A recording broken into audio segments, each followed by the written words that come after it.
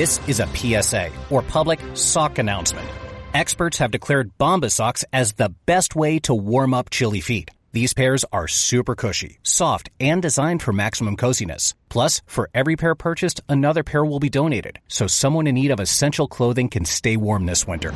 Go to bombas.com/Spotify and use code Spotify for 20% off your first purchase. That's BOMBAS.com/Spotify and use code Spotify at checkout. Being a marketer's no sweat. You just have to manage dozens of channels, launch hundreds of campaigns, score thousands of leads, and okay, fine. It's a lot of sweat. Unless you have HubSpot's AI-powered marketing tools to help you do all that and more. Get started at HubSpot.com/marketers. This is a Rogue Media Network podcast.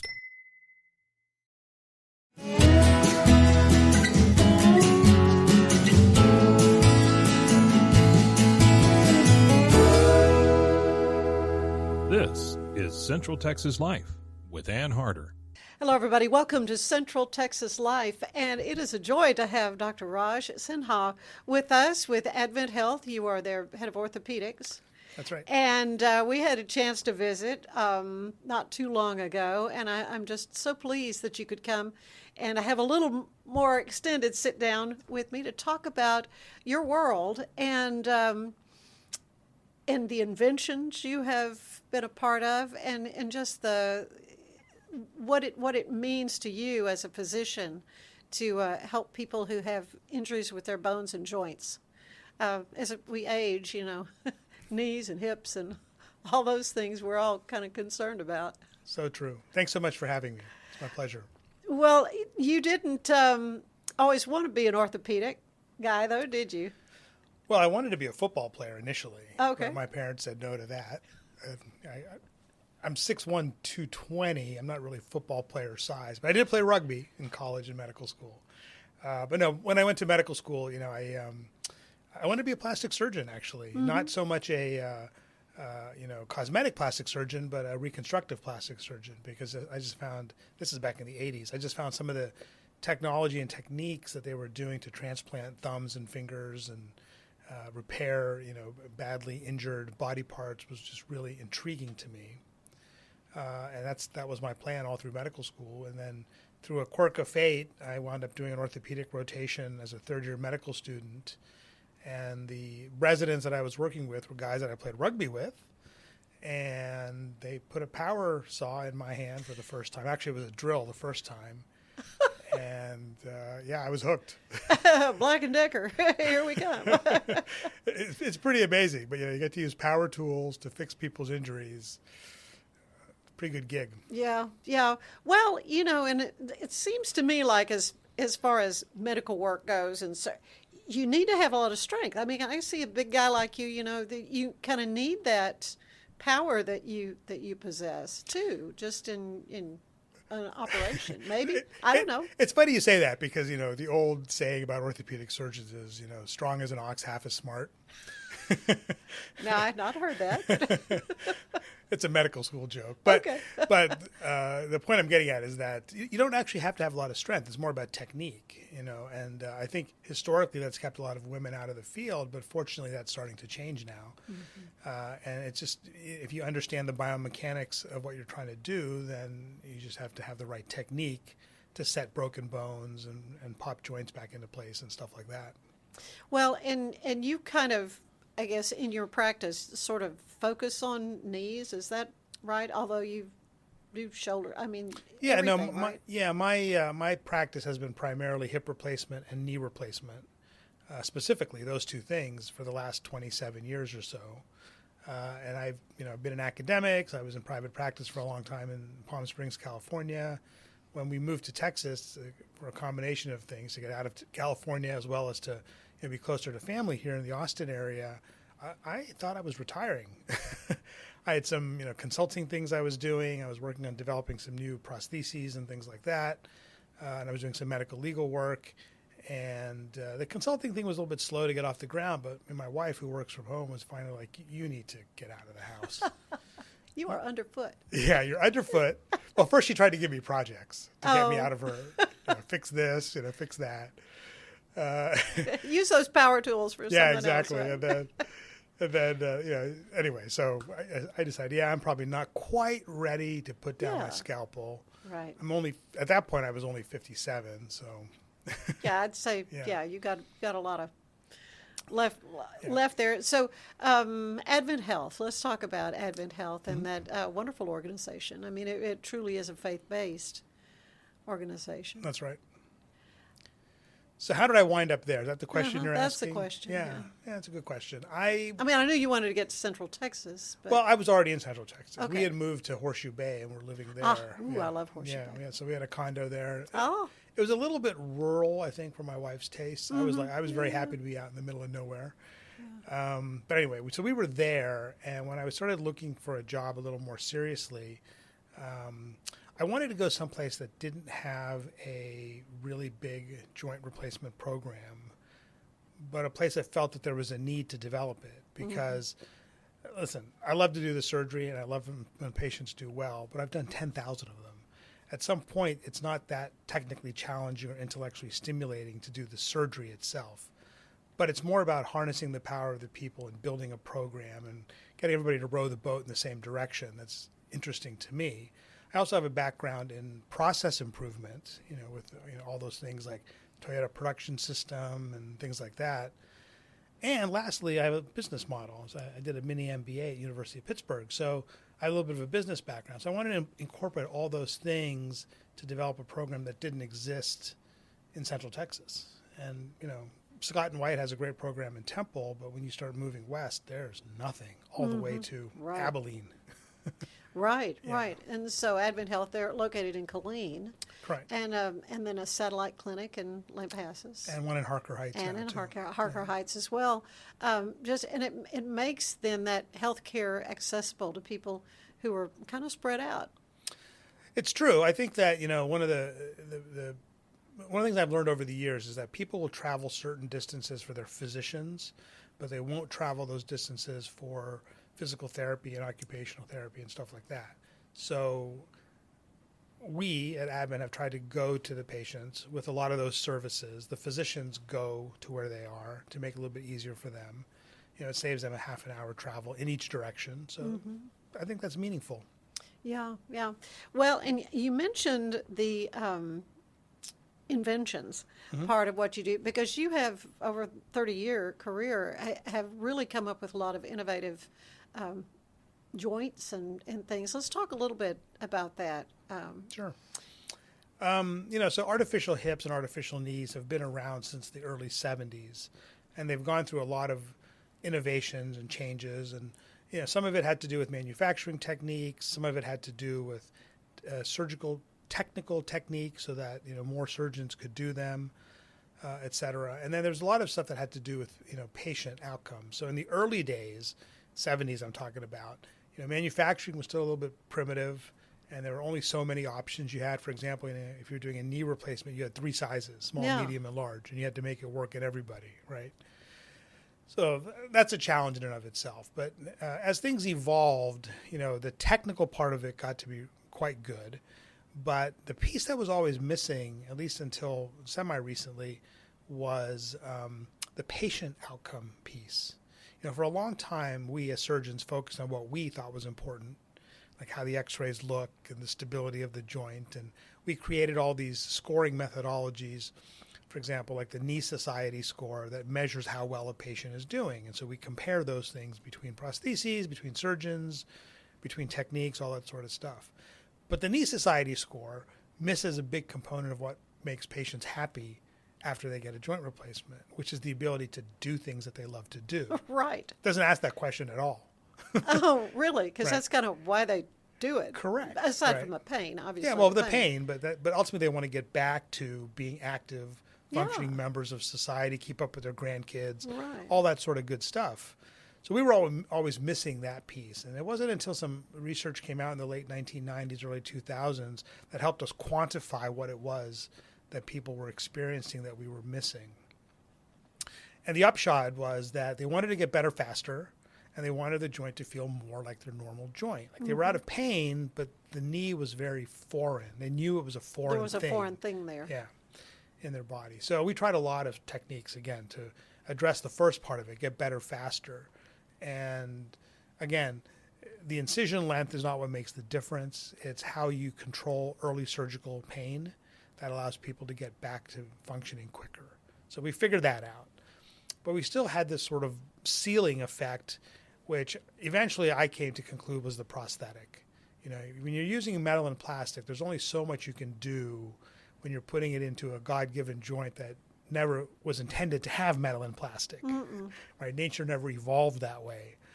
So fortunately, there was a company that had developed a manufacturing technique that allowed them to actually individually personalize the joint replacement to the shape, size, orientation, contour of each person's knee. And I thought, this is the next step in what they're doing. And so I actually reached out to them. They're like, oh, are you so-and-so? We know you from X, Y, and Z things that you've done. Like, yeah, that's who I am. They're like, oh, we would love to have you involved with this. So then we got in. So I was able to get involved with a group of forward-thinking, radical, you know, maybe a little out-of-the-box thinkers about how we could take this manufacturing technology and turn it into artificial knee. So we did that. And we started putting them in 2011. And each device is made for the patient specifically. Whereas with every other system that every other company has, they pre-make the implants, and then the surgeon has to fit the pre-made implant to this patient's body.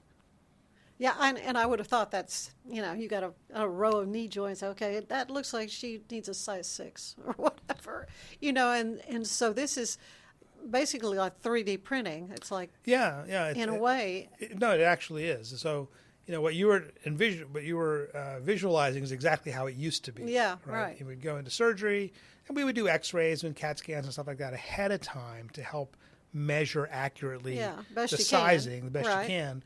But then when you get into there, you're like, okay, these are my 8 sizes available to me. You know, the preoperative templating showed it should be a size 5. I got the 5 in there, and it's not exactly a size 5. It's like a 4 3/4. Now what do I do? Yeah. Because that doesn't exist. And there were things that we would do. You know, when you're in between sizes, you either go up or you go down relative to the patient's bone. And there's pros and cons to each of those approaches. If you go up, it's a more stable joint generally. If you go down, it bends better. Well, you know, a stable joint that doesn't bend is not something that makes anybody happy. No, walking stiff-legged. Yeah, a joint that bends really well but won't support you because it wobbles all over the place is not anybody's idea of a fun time. So we needed to come up with a solution. And so this, again, from if you look at the patient-reported outcome data, it would basically show that people were dissatisfied with their joint, and about 15% of people would be dissatisfied with their artificial knee, meaning they were out of pain, they were better than they were, but they were like, I really thought it was going to be better than this. Thought it was going to be better than this. And 15% of people are in between sizes. There's a direct correlation there. Yeah. That just blew my mind when we talked before, and I learned about that because I thought how amazing. And then you can even pinpoint like where cuts need to be made and just sort of really specify for the surgeon. That's correct. So the implant is important, but you got to put it in the right spot where it was intended to be put in. So how do you make that process foolproof, if you will? And so what we do is when we do the CAT scan of the leg, we pre-calculate what the right orientation of the leg should be, and then we give you a series of tools like Lego that snap onto the patient's bone to allow you to contour the bone to that orientation. So not only for sizing the implant, but creating the proper limb alignment. That is incredible. Well, talking about knees, and one question I've always, because I have friends who've had both done at the same time, they would say, never would I ever. What are your thoughts on doing both at one time? And then others say, yeah, might as well. And do you do them both at the same time or say? So I do. And I have a very personal story about this because my wife had both of hers done at the same time almost exactly a year ago. Really? Yeah. And honestly, I tried to talk her out of it. and so basically it kind of boils down to this. The first thing is each operation is a big deal with a certain amount of risk.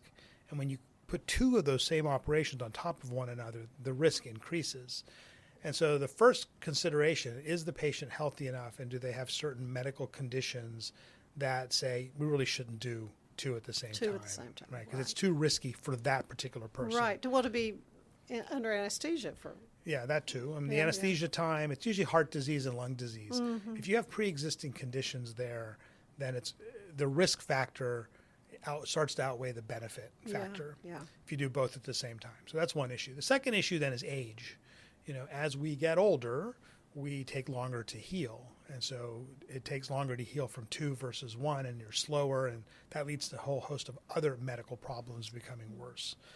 And then the third factor for me is, are you tough enough to do it? Which is, that's a hard thing to read because everybody thinks they're tough. But, this is where the rubber hits the road, if you will. And, plus you have the support systems around you to be able to deal with things. And so, yes, to answer your question, I do them. I go through that process of checking off boxes to make sure the patient's going to fit the criteria to do it and have a good chance of being successful. But I still prefer doing one at a time. I think people are generally happier. The other thing that I've learned is that once you get one knee replaced, the other one somehow seems to hurt less. Now, I don't know if that's a subconscious thing because you're like, I'm not going through this again. I'm not going to do that again. Or is it a subconscious thing where you're putting all your weight on the good knee and you're therefore protecting the bad knee? Mm-hmm. Yeah. Yeah. I've also had people get one done and go, oh, that was so easy. Let's just get the other one done. What are we waiting for? Yeah. Yeah. And then I've had people go, I'm never going through that again, ever. Yeah. But then they come back about 2 years later and get it done. When the pain went bone on bone, that's a great explanation. I appreciate that. So let's move up from the knee to the hips because I would assume a lot more older patients for sure with the. Yeah. So the average age of hip and knee replacement patients in America is about 65. And the rest of the world is actually a little bit lower in some countries, a little bit higher in other countries. Really? Yeah, so lower in other countries because there's more post-trauma arthritis that leads to joint replacements. Oh. And in some countries like England and Canada, the age is a little bit older because their health systems just make patients wait longer. So we're sort of in the middle of that, and the age is actually getting younger in America because some of the things that we've tried to rebuild joints and reverse arthritis just haven't been as successful as we had hoped. And so joint replacement becomes sort of the de facto last resort that somebody in their 50s would be like, why am I going to suffer for another 20 years? I know, life's too short, really. There's no guarantee I have 20 years, right? So. Yeah.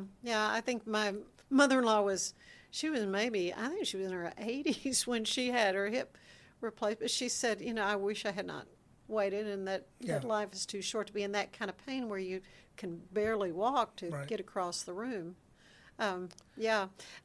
It's really neat though to talk to you about these things that with wear and tear and age and so forth. Your skills are certainly needed. What's your best advice for somebody like me doesn't have that issue now? Want to try to avoid that. Of course, obviously, I don't want to fall. Yeah.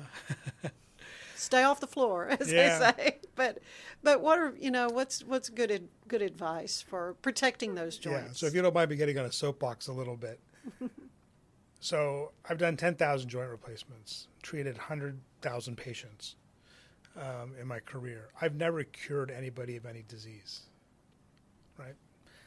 And part of it is a practical nature of being an orthopedic surgeon. I fix broken bones. I replace your joints. Okay, great.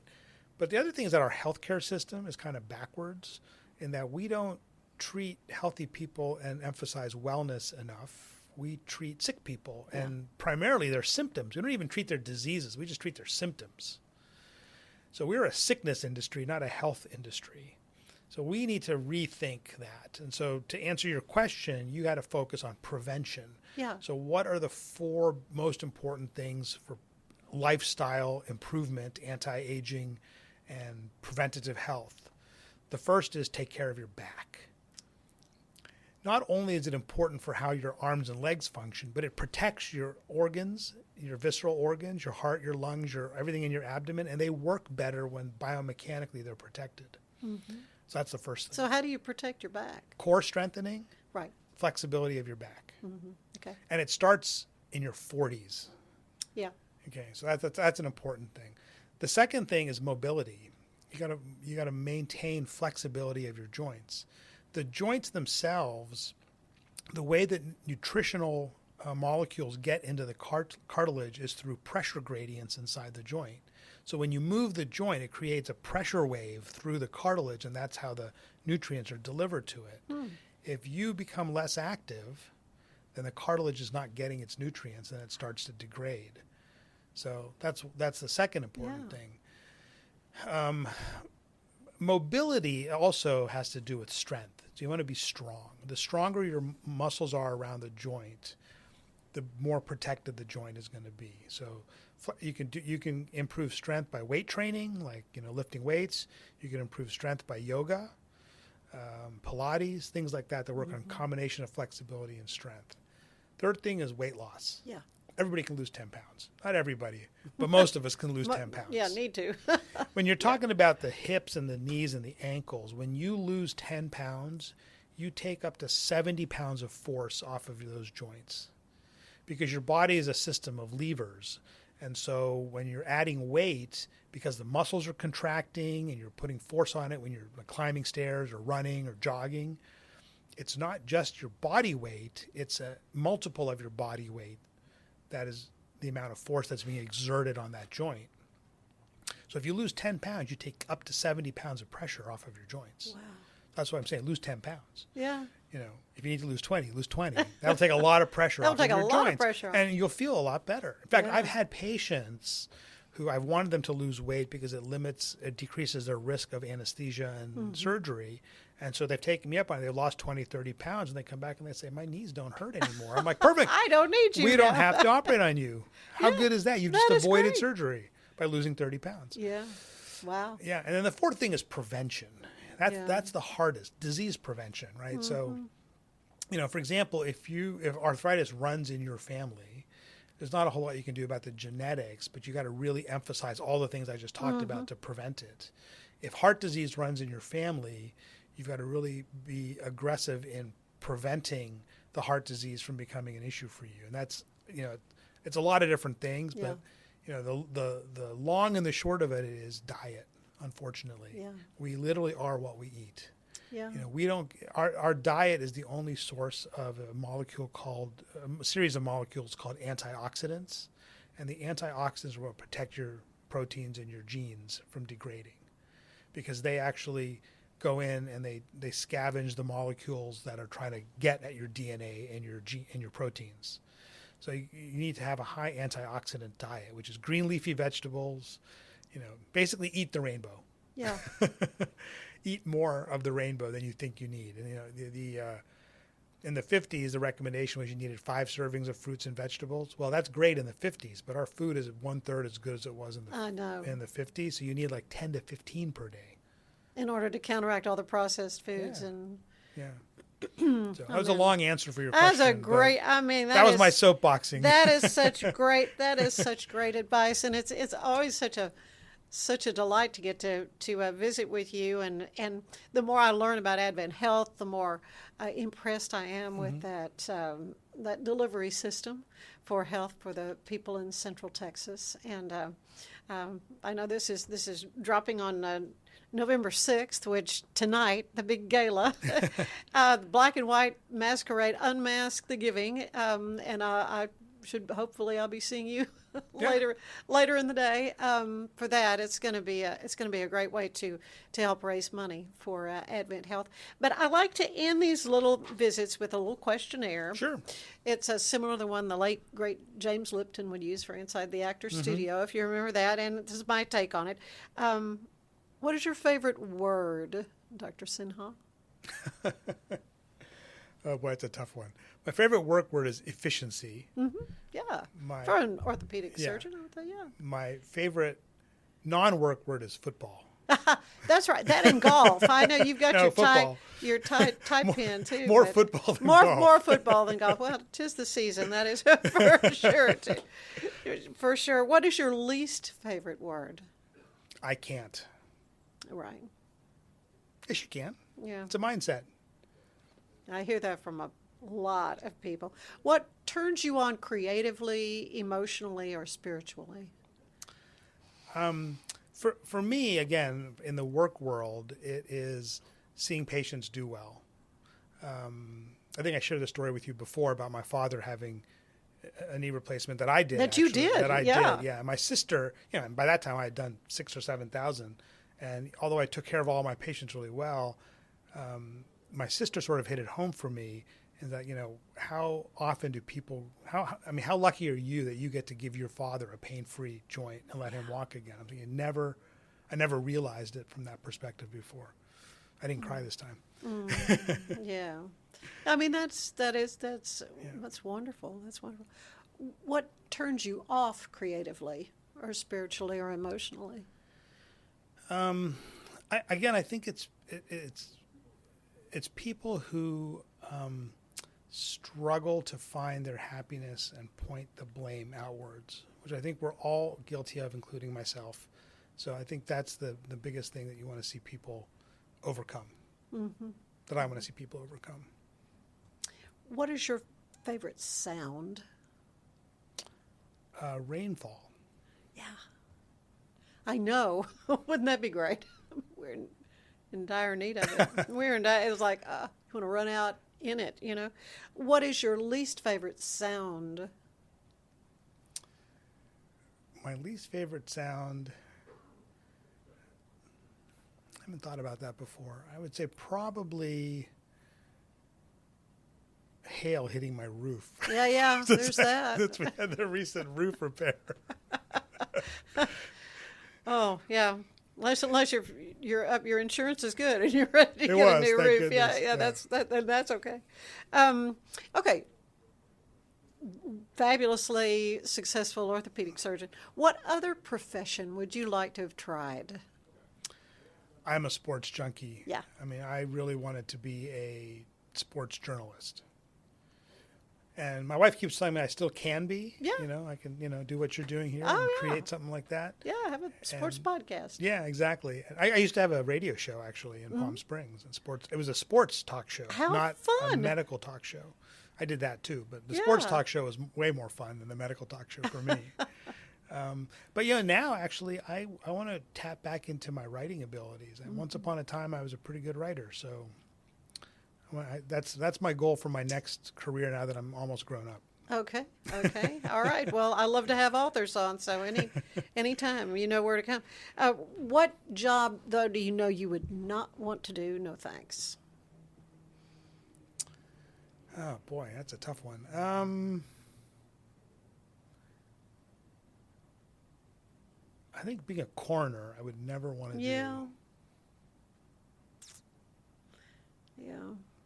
Yep. But it's necessary. I It mean, is. it's Yeah. got to figure some of that stuff out. But yeah, that would be. I think that would be tough. You like your patients alive. I do. Alive and flourishing. Amen. All right, one last question. What do you want to hear God say when you arrive at the pearly gates? We're glad to have you. Yeah. Well, I'm so glad that I got this chance to sit with you, Dr. Raj Sinha, and it's just amazing what's happening there at Advent Health in Killeen, and of course you're taking new patients, I guess. Absolutely. Anybody got a need for a new joint? You can fix them up.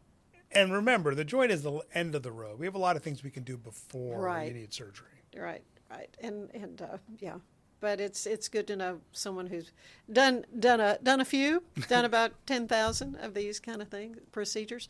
But yeah, it's just been a delight. Thank you so much. Thank you so much. I really enjoyed it. Thank you for being with us for Central Texas Life. We'll see you again next time. Bye-bye. Central Texas Life with Ann Harder is part of the Rogue Media family. Be sure to check out our other shows at roguemedianetwork.com. Please rate this show 5 stars on iTunes, Spotify, YouTube, or anywhere you get your podcasts. Join us again soon for more Central Texas Life with Ann Harder.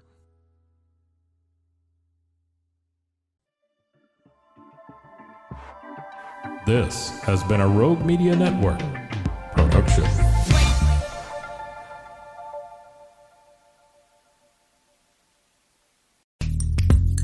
Are you a podcaster? Let's talk podcast hosting. Are you tired of your current podcast host? Need real support in a community that gets it? At Rogue Media Network, we offer top-tier podcast hosting services to help you thrive. From hosting and distribution to dedicated support, we've got you covered. Starting as low as $25 a month. Join our community of passionate podcasters today. Contact us at hello@roguemedianetwork.com.